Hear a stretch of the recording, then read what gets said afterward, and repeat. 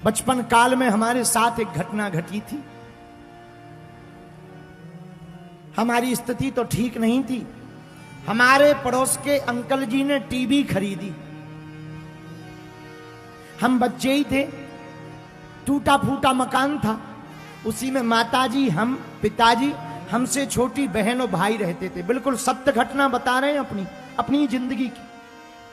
तो जब पड़ोस के अंकल जी ने टीवी खरीदी भैया, तो हम बच्चे ही थे, छोटे थे, रहे होंगे 6-7 साल के। रोज हम टीवी देखने जाते थे, क्योंकि उतनी गांव में टीवी हुआ नहीं करती थी और हमारे घर में तो लाइट भी नहीं होती थी। दीपक के नीचे बैठ करके रामचरितमानस पढ़ते थे। मिट्टी के तेल की डिब्बी बनती थी, कैरोसिन तेल की, उसी को जला करके हम लोग भोजन करते थे, वो भी कभी कभी। जब पड़ोस के अंकल जी ने टीवी खरीदी, हम जाने लगे तो 1-2 महीना तो सामान्य रहा। 2 महीना बाद उन्होंने हमें देख करके टीवी बंद कर दी और हम जैसे ही बाहर निकले तो फिर चालू कर दी। हमारे मन को बड़ा दुख लगा। बाहर अंधेरा था, रोना आ गया, लेकिन हमने उनको कुछ नहीं कहा कि आज से तुम्हारे घर नहीं आएंगे, तुम्हारे दरवाजे पर नहीं आएंगे, या तुम्हारी टीवी तुम्हें बड़ा घमंड आ गया, अभिमान आ गया। ऐसा कुछ नहीं कहा। मन ही मन में आंसू खूब फूट पड़े। घर वापस आए, सामने ही मकान था। वापस आए तो माँ ने कहा, माँ हमको घर पर बचपन में धीरू कहती थी। हमारा बेटा धीरू, आज तुम जल्दी आ गए।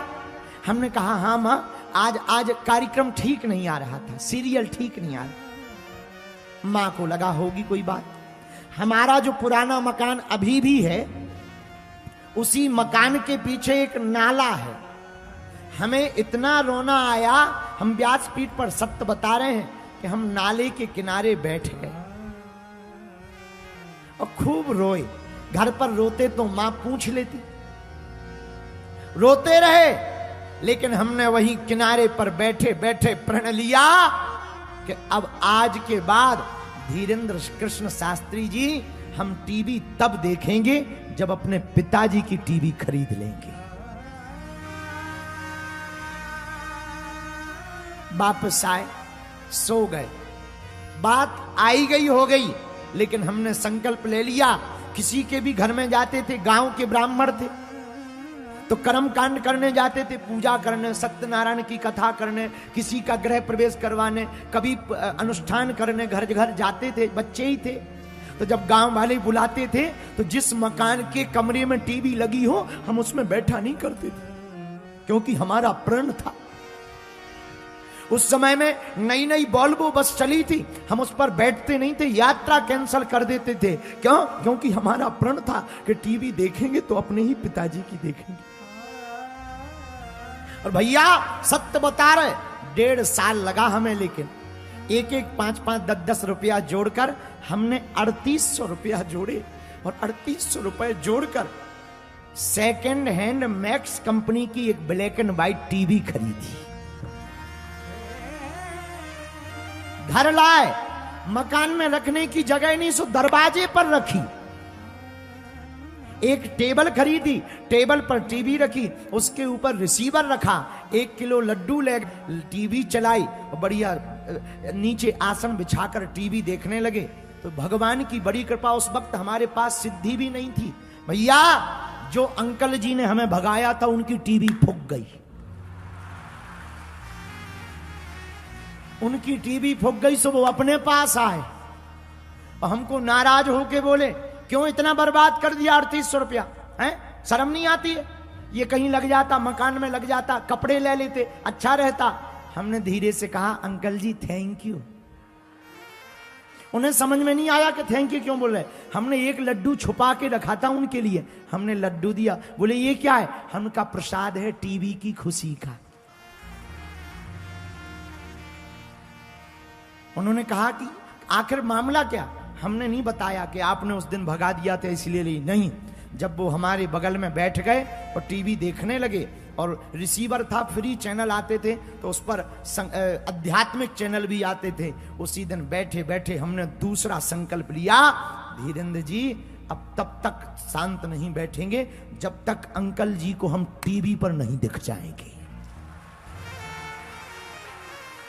और ये बात विनोद की नहीं, हनुमान जी की कृपा की कह रहे भैया हम तो अनपढ़ गवार हैं, हम तो पढ़े लिखे नहीं हैं, हमारी सामर्थ्यता नहीं है, हम तो बहुत ही मूर्ख आदमी हैं, हम तो साधारण परिवार से आए हुए हैं भैया, हमारी तो कोई शक्ति भक्ति नहीं है। हनुमान जी की कृपा का प्रसाद बता रहे, जिन चाचा जी ने हमें टीवी देखने से भगाया था, ये गुरुदेव के चरणों की कृपा है कि वे रोज हमारा प्रतिदिन प्रवचन टीवी पर देख रहे हैं।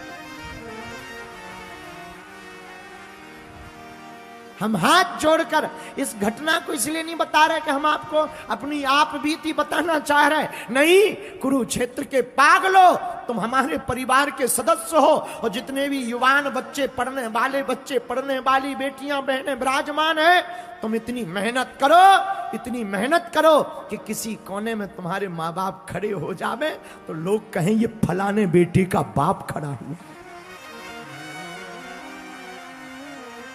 दुनिया में असंभव कुछ भी नहीं, असंभव कुछ भी नहीं है, संभव सब कुछ है। अगर दृढ़ संकल्प वाहन बनोगे, संकल्प कठोर लोगे, तो तुम्हें भी कृपा मिल जाएगी। और कुरुक्षेत्र के पागलो, तुम आज ही कथा में अपनी बुरी आदतों को छोड़ने का कठोर संकल्प ले लो। हम तुम्हें दावे के साथ कहते, तुम्हें किसी भी दरबारों में भटकने की जरूरत नहीं पड़ेगी, तुम्हारा घर ही बागेश्वर दरबार बन जाएगा।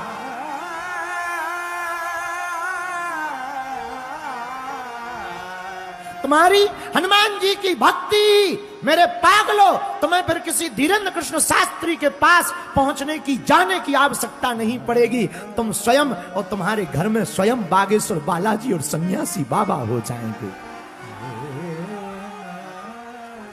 इसलिए मेरे पागलो, मेरे प्रियजनों, हमने कथा का चौपाई बहुत प्यारी ली, और चौपाई बड़ी अद्भुत है। आपको भी अगर सिद्धि प्राप्त करनी तो हनुमान जी की शरण पकड़ो।